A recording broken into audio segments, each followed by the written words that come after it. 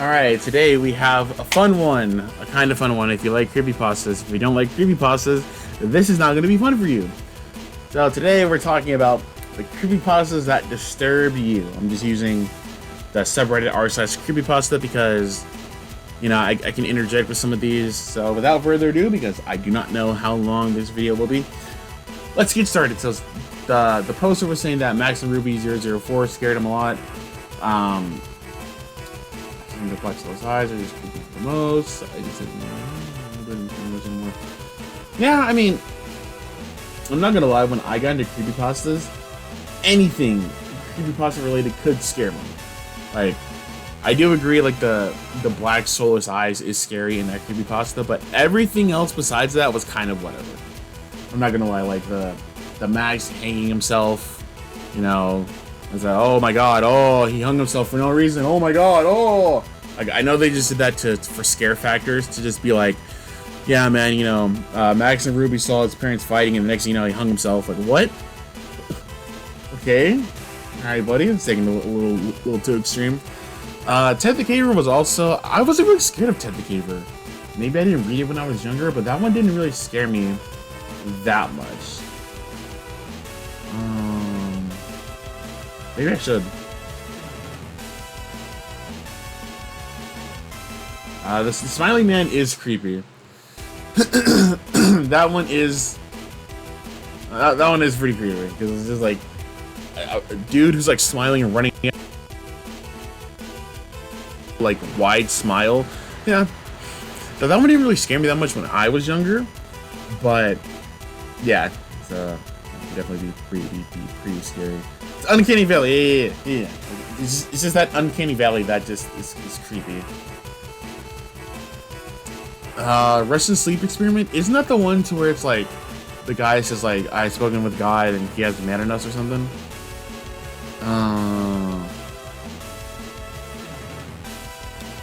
Yeah, 'cause I think that one has like a weird picture along with it, if I'm remembering correctly. Yeah, that's pretty scary. Yeah, normal porn for normal people. That one used to scare me as a kid because it was just like not the concept, but like it just having just like, you know, someone getting mauled for no reason. Pretty disturbing because that one scared me a lot because it's just like, you know, what if I get an email and then like I find that like, you know, what if I get an email about like, you know, oh click on this website. Obviously, I have to say this now, but, you know, if you get an email from someone that you don't know, don't click any links. They can either be trying to, like, get your information, find your, like, address or something. So if you don't know the person sending the email, do not click any links, because those are bad. But when I was younger, you know, ow. But yeah, that one, that one, yeah, that was a good one. that poor girl, though. Pen Pal, I don't remember reading. I don't remember Pen Pal that much, but 1999. Oh yeah, that one. Yeah, that one was dark, and I mean it's believable because there are some disturbed people out there who like do the stuff that happened in 1999. So that one is really believable, and yeah, that one used to scare me a lot. I've never read this, but apparently the person who made this is a writer for a Netflix show, which is interesting. I might have to check that out because that's actually really interesting.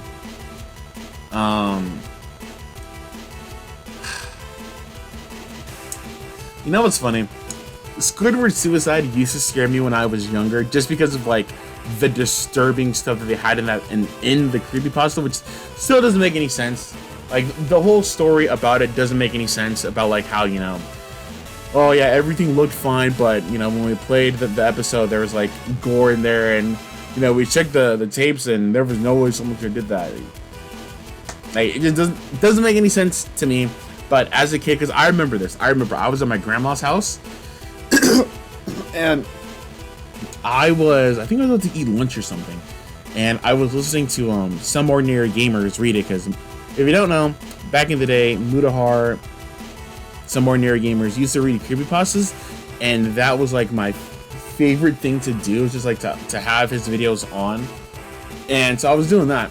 And then when like they talked about, you know, oh my god, there was like 2 images of like dead kids, and it's like, oh, I was so just disturbed because I'm like, oh my god, how could that be in a SpongeBob episode?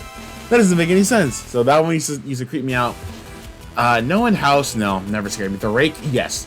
The Rake used to scare me so much just because of the image of the Rake.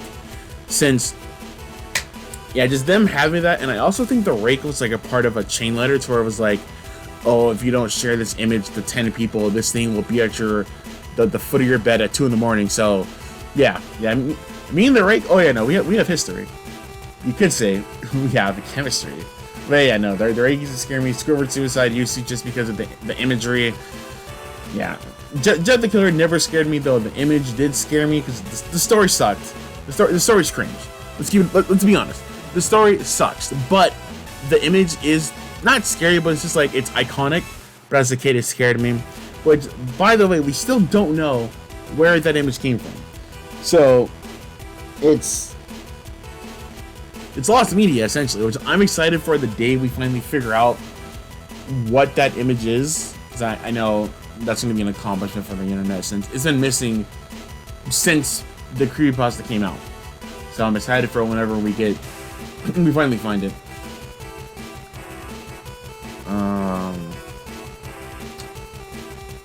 Suicide Mouse? Pretty sure they're talking about Suicide Mouse.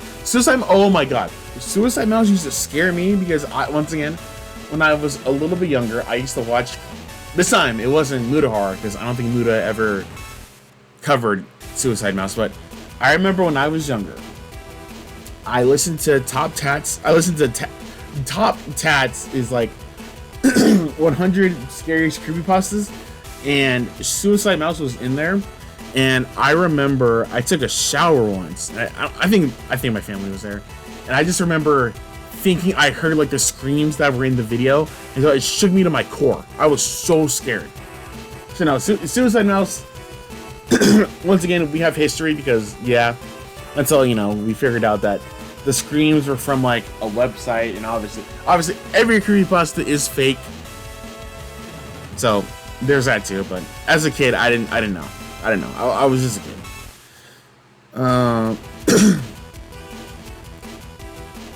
I'm saying that one.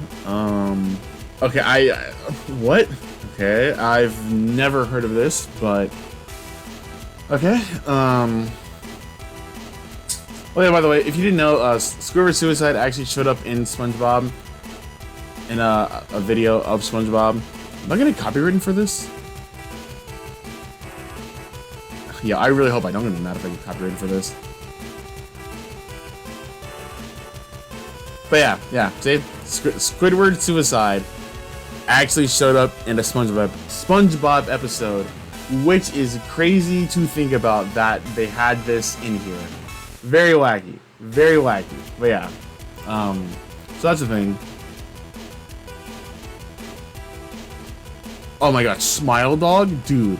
Smile Dog used to scare me so much because, once again, when I was younger, chain letters were a thing that were very popular, that were a thing going around. I'm pretty sure now they're non-existent, but back in the day, those things used to be on Facebook, on Instagram, everywhere.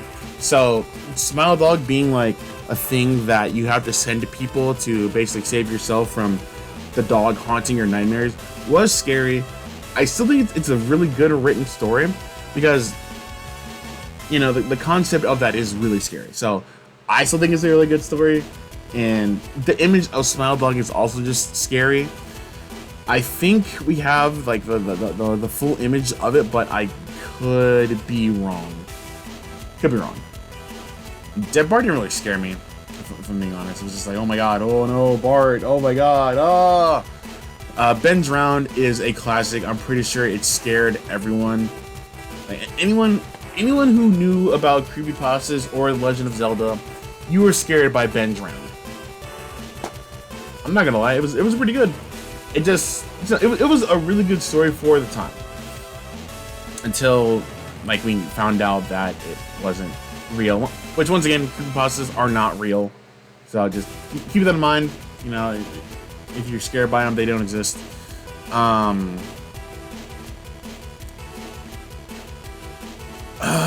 Candle Cove didn't really scare me because it was like the concept was good, but it didn't scare me like that. Where Bad Kids Go didn't really scare me either. But then again, some of these I didn't see until I was like a little bit older. So that could be it. I'm pretty sure if I did see like Where Bad Kids Go when I was a little bit younger, it probably would have, but yeah. Feed the Pig. I don't think it's a creepypasta. Man, some of these I have never heard of until today. Bro, what is Tommy Taffy? What is it? Dude, I'm gonna look these up and read them because I don't know some of these. I don't know some of these. And I don't want spoilers, so yeah. Oh yeah. Forgot about cupcakes. Yeah. No EDP. Oh yeah. I think that's what they're talking about. Yeah. Okay. Yeah. Yeah, man.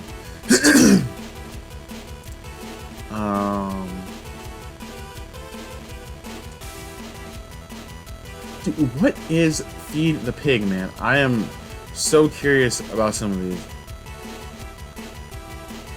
Ooh, Easter egg on Easter egg Stone Mount Silver. Oh my god, that one used to scare me too. That one was really scary because as a kid and even now, big Pokemon fan, and obviously it's not hard to mod like OG Silver. So them doing all that was that was actually a really good one. I'm surprised that no one has mentioned like Pokemon Creepy Black or anything. But if they don't, I'm just gonna say this now. Creepy Black was also really good because, man, it was because the story of Creepy Black was that when you start, you play Pokemon Leaf Green or something, and you can pick the normal starters, and then you can also pick Ghost as a starter.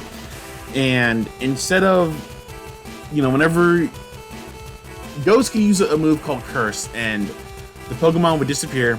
And normally, how after you beat a trainer, it'll be like, oh my god, oh I lost. You got you get money. You get money. Not in this game. Ghosts can kill the trainers, and they're gone forever. Like their sprites are gone and yada yada yada. And that will continue to happen until you beat the game, and then it would go many years later to where Ghost would fight the trainer, would fight you, and would end up killing you. Very good. It's a really good creepypasta.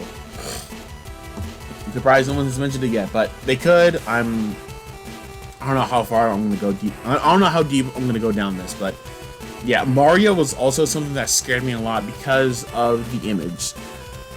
The story was kind of whatever, I'm not gonna lie, but the image was really scary, and we found the image of that, I think, last year or this year. But yeah, it was just scary. Ooh! Oh my god! Lavender Town Syndrome! Yeah. Okay. Lavender Town Syndrome was also something that scared me too. Just because the concept of a certain beat in a song, in a kid's game, could have kids want to take themselves out. Very scary. Very interesting concept. And all of the stuff that happened with it, people putting it through sonograms and it showing the ghosts and saying get out. Yeah, very, very good. Thank you. I'm glad someone mentioned that. Okay, Momo is not a creepypasta. Actually, no, Momo is. Yes. I mean, once again, I was older when Momo came out, so it didn't scare me. But if I was younger, yeah. Actually, you know what? This one isn't a creepypasta either. But the Blue Whale challenge was also really. It was really bad. That was just messed up, man. If you know, you know. If you don't, you don't. I'm not gonna mention it. Don't look it up. Okay, Tails doll used to scare me when I was younger. as embarrassing as this is, just because I remember I was home alone and I was listening to Mutahar read about the Tails doll, and I'm pretty sure that like once Muta got to the part about like the Tails doll being found at someone's house, I heard a thud in my house, and I was like, "Yo, was that the Tails doll?" So once again, I have history with this one. Very, very, very coincidental timing. Completely forgot about that until I saw that. Why didn't we scam me like that? Oh, Godzilla NES? Classic. Classic. If you don't know about Godzilla NES, definitely go read it. It's a really good creepypasta, and it's just believable because, you know, I'm not gonna spoil it, but if you know, you know. If you don't, read it, and then, you know, it's a very believable story. Excellent. It's absolute cinema with that one.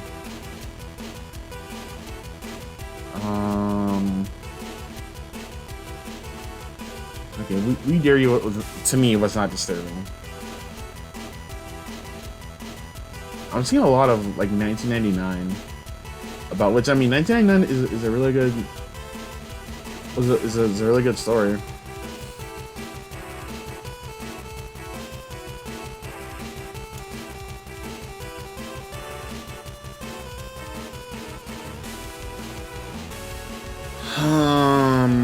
Okay, you know what? I'm surprised that this one is not on here, so I'm gonna mention this. And I think this will probably be the last one that I mentioned in the video. Okay. You know what? I'm not saying. Okay. So one that used to scare me a lot when I was younger was the Grifter, just because of like there being an alleged video out there that like if you watched it, this doll would kill you and appear in your house and yada yada yada. That used to scare me because, once again, chain letters, it just sounded like one, so it used to scare me a lot. Honestly, Satan's Sphinx is also another one because allegedly it was like this disturbing video that like the government was hiding so that people wouldn't see it, and whatever else happened with that. I think that's how Satan's Sphinx goes. But all right, so yeah, a lot of people were saying that, you know, like the classics scared them, and some had some other ones. But yeah, you know, this is fun to do because I know I made a video on this like a while ago, and there are probably a lot that I missed. And when I saw this, I was like, you know what? I can just make a video on this, scrolling through these, and maybe that way I would remember some that used to scare me when I was younger. Actually, okay, I have one more. Sonic.exe used to scare me when I was younger, just because of the concept of how good the story looks and all that other good stuff. But now the story is very stupid, and then they made a second one. Pretty sure they made a third one, and then Sonic.exe became like, and he fought a bunch of people saying, "Yo, what's going on?" Well, anyway, yeah, I just now remembered how Sonic.exe used to scare me. But yeah, that was it for this video. I do not know when this video is gonna come out. What? All right. Well, yeah. All right. See you in the next one.